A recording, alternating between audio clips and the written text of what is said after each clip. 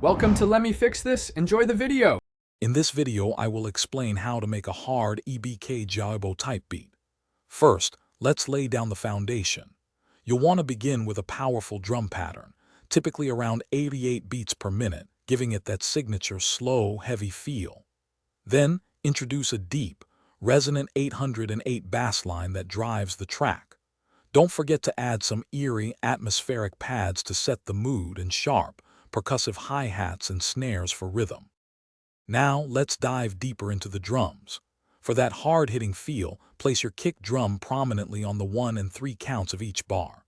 Your snare should hit hard on the 2 and 4, creating a solid backbeat. Crucially, program your hi-hats with rapid rolls and stutters, adding a sense of urgency and complexity.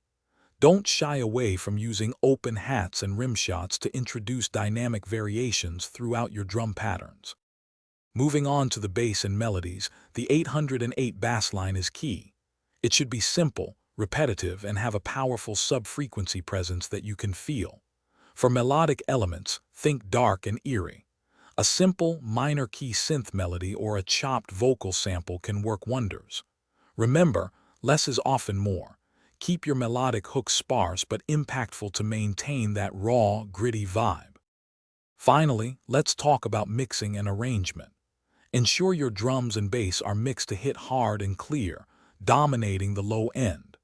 Don't be afraid to use saturation and subtle distortion on your 808s to give them extra punch and character. Structure your beat with distinct sections like an intro, verses, choruses, and an outro.